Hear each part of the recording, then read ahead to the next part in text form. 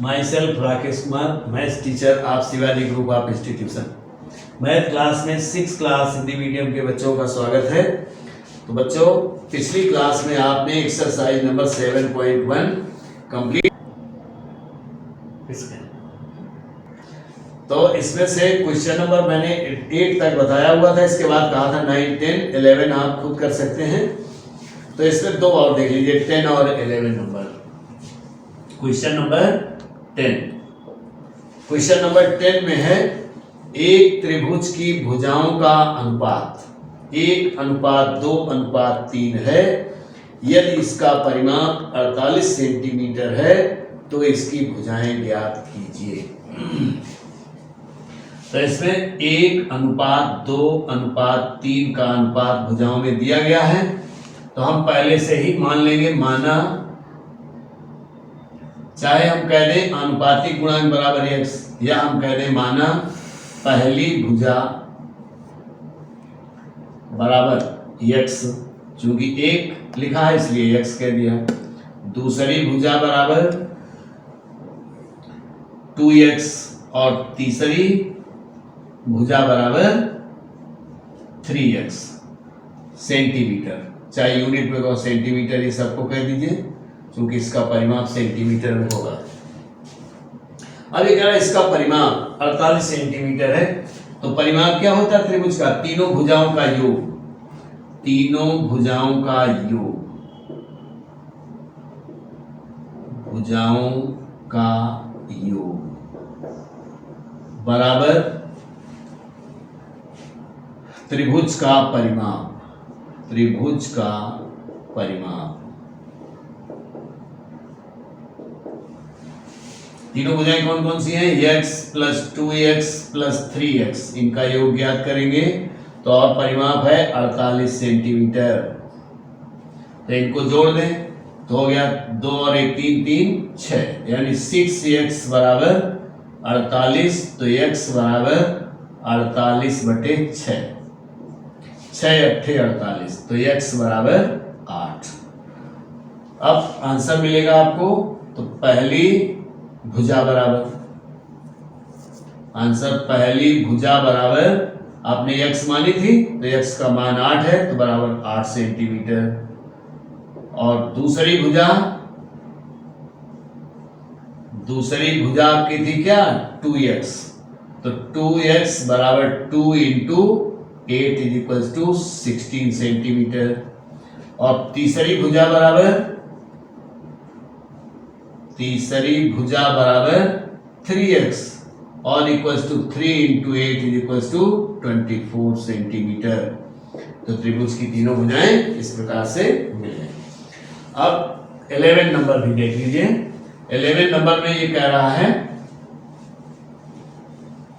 Question number 11 number में कह रहा है एक कक्षा में प्रत्येक 9 छात्रों में से एक छात्र फेल होता है। 11 नंबर, छात्र कितने हैं?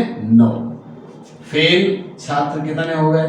फेल बराबर 1 छात्र और पास बराबर 8 छात्र, तभी तो मिल करके 9 हो गए। 9 में से 1 फेल होगा, यानी फेल छात्र होंगे 1, पास छात्र बराबर 8। और कह रहे यदि उस कक्षा में 72 छात्र हैं तो इनका अनुपात क्या हो गया? फेल अनुपात पास, फेल अनुपात पास बराबर 1:8। अब इसमें से फिर से मान लें, इन्होंने कहा कितने छात्र हैं? यदि उस कक्षा में 72 छात्र हैं तो बताओ कितने छात्र पास हुए। हमें पास छात्रों को बताना है, यानी इसको बताना है। तो हम मान लें, माना फेल छात्र बराबर x, फेल छात्र बराबर x, तब पास छात्र बराबर, पास छात्र बराबर 8x।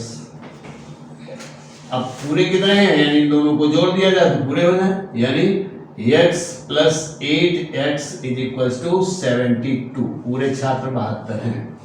तो 9x इज इक्वल्स टू 72, तो x इज इक्वल्स टू 72 अपान 9, 9 अट्ठे 72, तो x बराबर 8 हो गया। दूसरे कितने थे? फेल पास छात्र, तो फेल छात्र तो 8 हो गए, अब पास छात्र बराबर आंसर पास छात्र बराबर 8x, 8x बराबर 8 इंटू 8 इज इक्वल्स टू 64 छात्र। ये आपका आंसर हो गया। अब चलते हैं एक्सरसाइज नंबर 7.2। Exercise number 7.2। 7.2 का क्वेश्चन नंबर पहला है, इसे का निम्नलिखित में से कौन से कथन सत्य हैं? सत्य एवं असत्य कथन बताना है। तो इसमें हम 2 आपको बताए दे रहे हैं, बाकी आप कर सकते हैं। तो इसका पहला पार्ट है 6:21, यानी 6:21 इज इक्वल्स टू 10:35, 10:35। तो हम सबसे पहले इनको भिन्न में बदल दें, दोनों अनुपातों को, यानी ये सत्य है या असत्य बताना है, तो पहले हम इन दोनों अनुपातों को भिन्न में बदल लें। तो ये हो जाएगा 6/21 इज इक्वल्स टू 10/35। अब इस संख्या में 21 है हर, और इसमें 35 है। हमें हर को समान करना है दोनों को, तो पहले हमको इनका एलसीएम चाहिए। तो एलसीएम क्या हो जाएगा?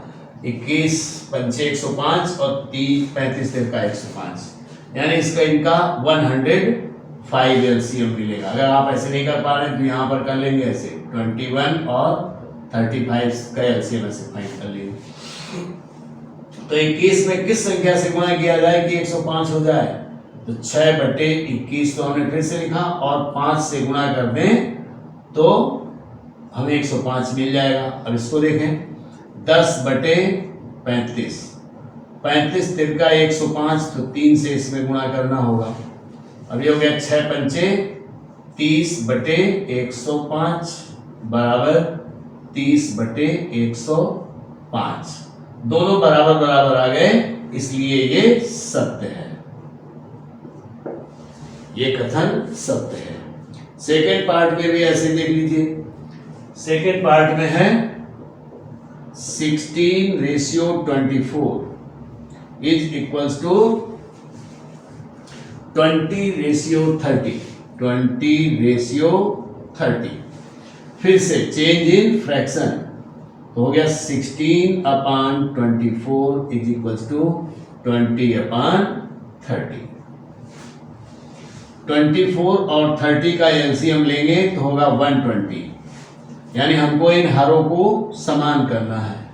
तो हरों को समान करने के लिए इसमें 24 है, 24 में किस संख्या से मल्टीप्लाई करें कि ये 120 हो जाए? तो 5 से, 24 पंचे 105, तो 16/24 into 5 into 5 equal 20/30 into 4 into 4, 3 चौको 12, यानी 30 चौको 120 होता है।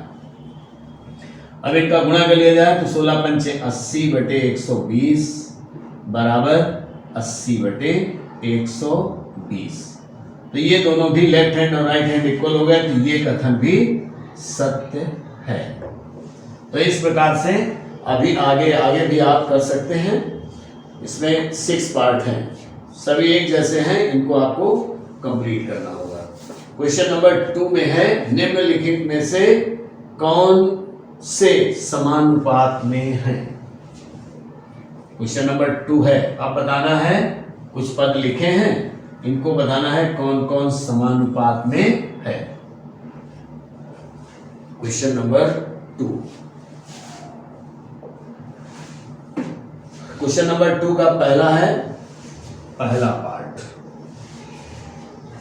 22, 33, 42, 63, 22, 33, 42 और 63।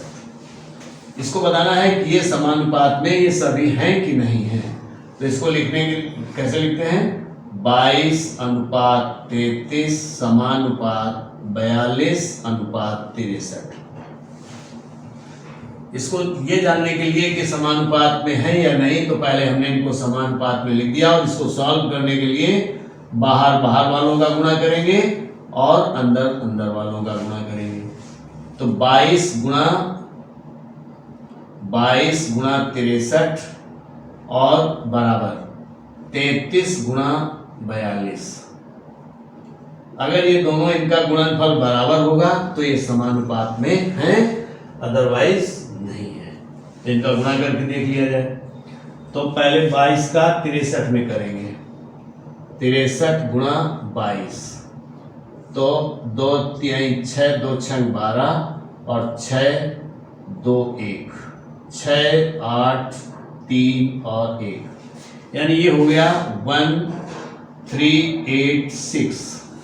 अब इसको मल्टीप्लाई कर दें तो 42 गुणा 33, 3 दूनी 6, 3 चौको 12, 126 हो गया और 126 फिर से 6 2 1 6 8 और 3 1, तो बराबर 1386। दोनों के बाहर वालों का गुणनफल और अंदर वालों के गुणनफल के बराबर है, तो ये समानुपात में है, समानुपात में है। शायद आ गया होगा। इसमें सभी को ऐसे ही बताना है, 6 पार्ट हैं, इनको अनुपात में लिख करके और बाहर वालों का गुणा और बीच का गुणा करेंगे। अगर दोनों के समान आ जाते हैं तो समानुपात में है अथवा नहीं है। क्वेश्चन नंबर 3 में है,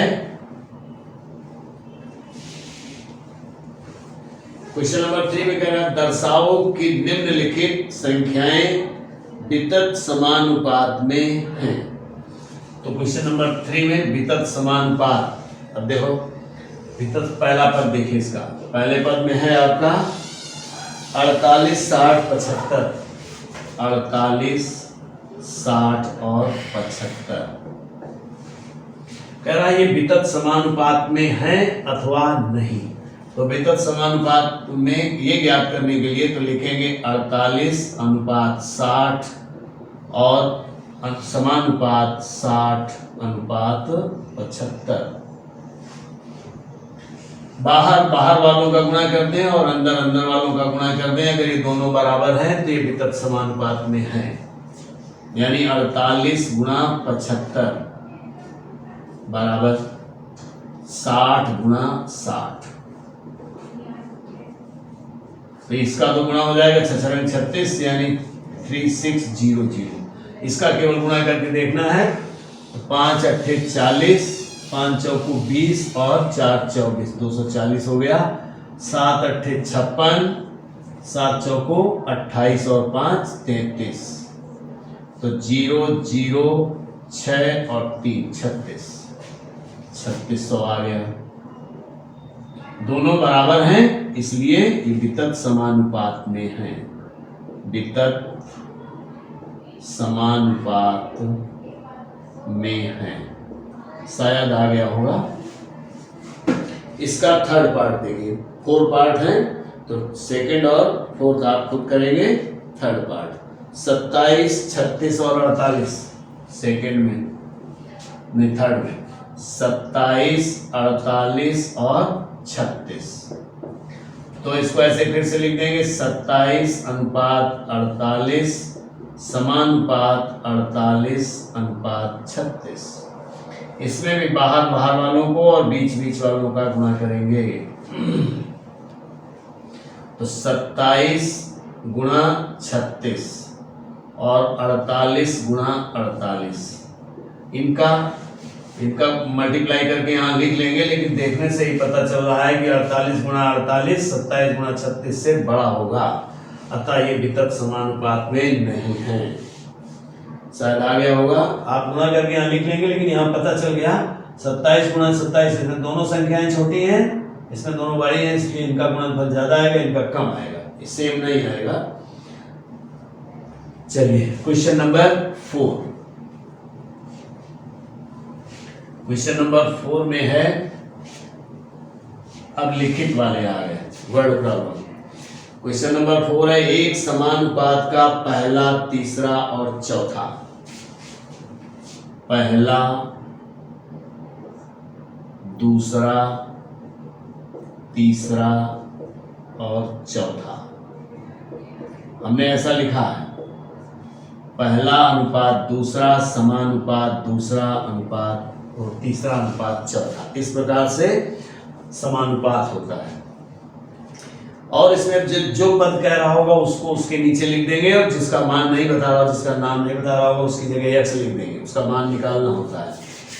एक समानुपात का पहला, तीसरा और चौथा, तो पहला है 12, अनुपात दूसरा नहीं बता रहा है, समानुपात तीसरा बता रहा है 8, पहला, तीसरा और चौथा, तो 8 और अनुपात ये 14 बता रहा है।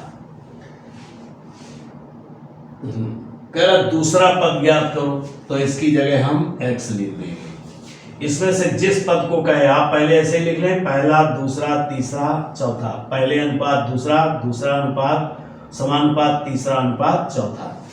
जिस पद का मान दे रहा हो उसको उसके पद के नीचे लिख दें, और बाहर बाहर वालों का गुणा और बीच बीच वालों का गुणा करके लिख लें। तो x इंटू 8, तो 8x हो गया ये अंदर वालों का, ये बराबर होगा 12 गुणा 14 के, यानी मध्य पदों का गुणनफल बराबर बाहरी पदों के गुणनफल के बराबर होता है, तो समानुपात में होते हैं। तो x बराबर, हमको x का मान ज्ञात करना है, तो 12 गुणा 14 और बटे 8, तो हम 4 से काट सकते हैं इसको, 3 से, वो 4 से, 4 दूनी 8, 4 तिहाई 12, 2 से कट जाएगा 7 हो जाएगा, तो आ जाएगा 21। दूसरा पद आपको क्या मिल गया? आंसर दूसरा पद बराबर 21। तो बिल्कुल सेम इसी तरीके के क्वेश्चन आपके 10 नंबर तक हैं। किसी में तीसरा पूछ रहा है, किसी में चौथा पूछ रहा है, किसी में पहला पूछ रहा है, 3 बता रहा है। तो आप इनको इसी तरीके से क्वेश्चन नंबर 10 तक कर सकते हैं। तो बच्चों इस क्लास में इतना ही, आगे नेक्स्ट क्लास में थैंक यू।